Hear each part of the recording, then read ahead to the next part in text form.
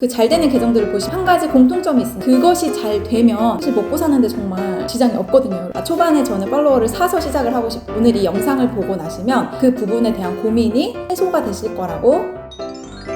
언니 한번 믿어볼래? 안녕하세요. 돈 많은 언니입니다. 네, 오늘은 오래간만에 인스타마켓과 관련된 강의 컨텐츠를 들고 왔습니다. 돈블리님들 댓글을 보다 보니까 아직 아예 인스타마켓을 개설조차 하지 않으신, 지금 이제 시작을 하려고 마음먹으신 분들이 많이 계시더라고요. 막막하실 것 같다는 생각이 들었어요. 처음에는 거기에 어떤 컨텐츠를 올려야 할지도 고민이 많으실 거고, 그리고 팔로워들을 내가 어떻게 하면은 늘릴 수 있을까? 그래서 오늘은 초보 사장님들을 위한 인스타마켓 첫 세팅은 이렇게 하십시오 라는 주제로 강의를 드리려고 합니다.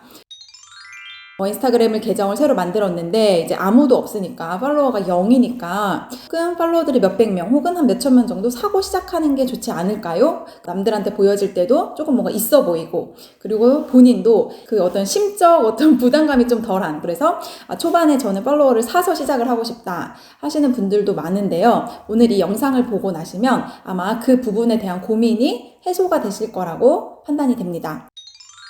자, 인스타그램 알고리즘에 대해서 제가 예전부터 설명을 드렸는데요. 인스타그램이 가장 중요시 생각하는 것은 바로 반응성입니다, 여러분. 그 반응성을 나타내는 지표는요, 댓글, 좋아요, 그리고 공유, 그리고 저장, 이렇게 4가지로 이루어집니다.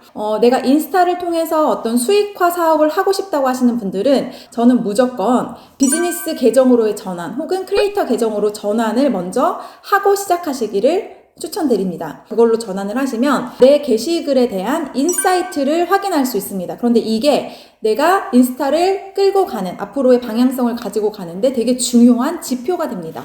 제가 지금 제 핸드폰으로 그 부분을 조금 보려고 하는데요. 이렇게 각 사진의 피드가 하나씩 다 보이잖아요. 어떤 피드를 눌러도 그 밑에 인사이트 보기라는 게 뜹니다. 이 게시글에 좋아요가 몇 명인지, 댓글을 몇 명이 썼는지, 공유는 몇 명이 했는지, 그리고 저장, 이 게시글을 저장한 사람이 몇 명인지까지 다 보여주고요.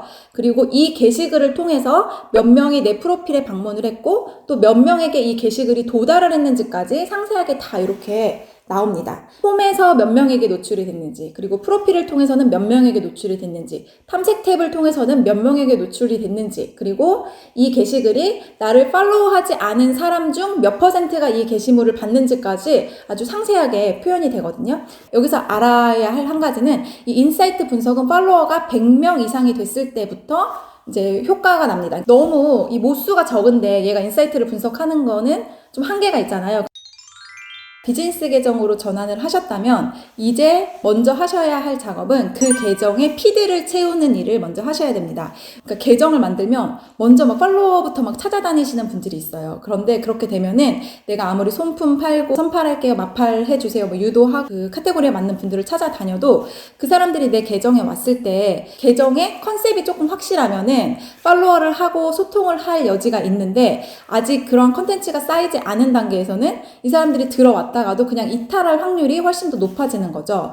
그러니까 적어도 30개에서 40개 정도, 뭐 더 많을수록 좋긴 하겠지만 내 계정의 컨셉과 관련한, 내가 판매하고자 하는 제품과 관련한, 혹은 뭐 그 제품이 일상 속에서 자연스럽게 묻어나는, 혹은 내 관심사와 관련된 사진들을 조금 컨셉과 이 타겟을 정확히 해서 올려놓으시는 작업을 하셨으면 좋겠습니다. 그리고 이 작업을 할 때 사실 가장 중요한 건요, 여러분, 사진의 퀄리티예요, 퀄리티. 결국엔 내가 어떻게 사진을 예쁘게 더 표현할 수 있느냐가 이 팔로워들을 모을 수 있는 요인 중에 가장 큰 것이거든요. 나는 사진을 못 찍으니까 그럼 안 되겠네 라고 생각하지 마시고, 잘 찍는 분들의 사진을 많이 보시고 그것을 조금 따라 하시려는 노력을 하시면 많이 좋아지실 거예요. 그러니까 처음부터 사실 잘하는 사람은 그 어디에도 없습니다.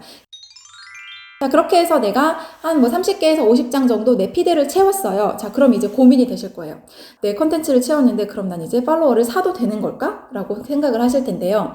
여러분, 유튜브도 마찬가지지만요. 저도 유튜브를 그냥 하는 게 아니라 유튜브의 알고리즘을 타기 위해서 수없이 많은 노력을 합니다. 어떤 영상의 길이가 될 수도 있는 거고, 그다음에 컨텐츠의 주제가 될 수도 있는 거고, 어떤 썸네일이나 제목 같은 부차적인 요소들이 될 수 있는 건데요. 그 SNS 플랫폼이 가지고 있는 알고리즘을 잘 활용하는 사람들은 그 성장 속도를 아주 빠르게 줄일 수 있습니다. 그렇기 때문에 이제 인스타그램도 우리가 전략적으로 그 알고리즘을 잘 타려는 노력을 하셔야 되는데요. 인스타그램의 알고리즘은 아주 간단합니다. 핵심은 반응률이에요. 반응률. 내 게시글에 반응률이 있냐 없냐, 즉 좋아요가 잘 달리고 댓글이 잘 달리고 공유가 되고 그다음에 저장이 얼만큼 되느냐의 반응률인데요. 자, 그럼 여러분 생각해 보세요. 내가 콘텐츠를 올렸어요. 그런데 팔로워를 샀어. 그렇게 채워놓은 팔로워는 내 계정에 사실 관심이 있어서 들어오신 분들이 아니고 그냥 유령 계정일 확률이 상당히 높습니다. 그 사람들이 내가 올린 사진에 좋아요를 눌러주거나 저장을 한다거나 할 확률이 거의 제로라고 보시면 됩니다. 팔로워 대비 반응률이 엄청나게 떨어지는 거겠죠. 결국엔 좋은 컨텐츠, 내가 아무리 좋은 컨텐츠를 만들었어도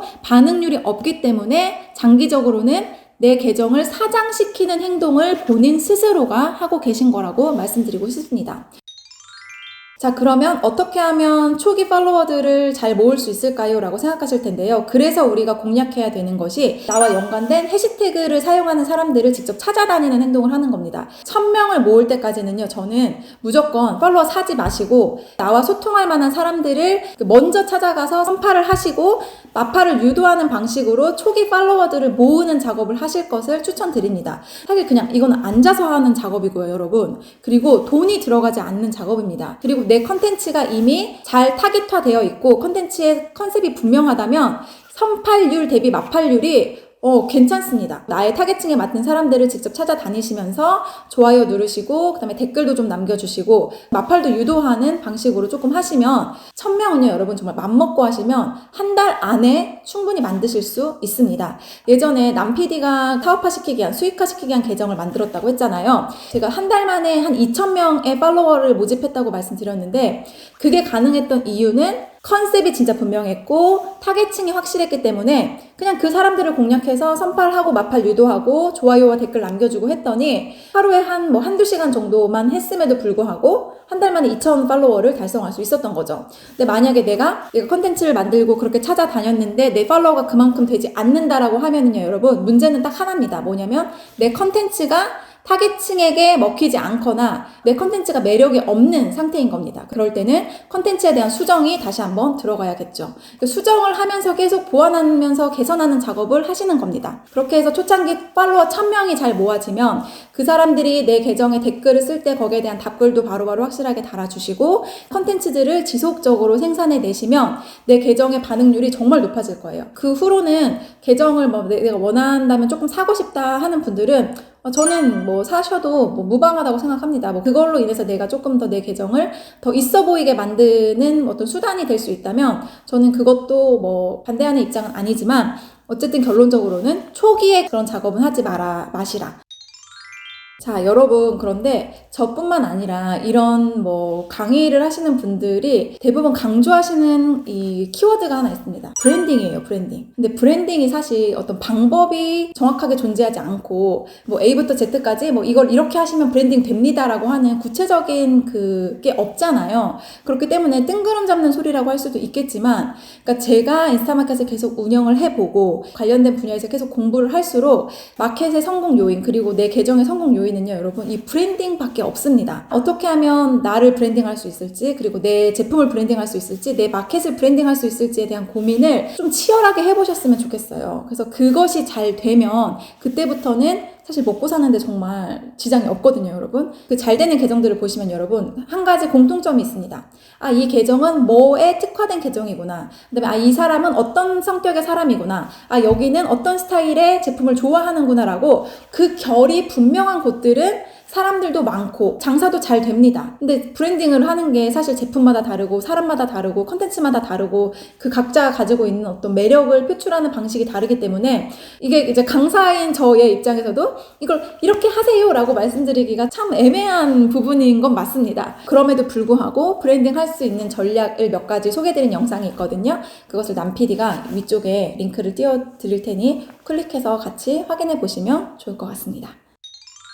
자, 오늘도 여기까지 제 영상을 봐주셔서 감사합니다. 즐거운 한 주 되시고요. 네, 다음 주에 또 만나보도록 하겠습니다. 언니 한번 믿어보자. 안녕!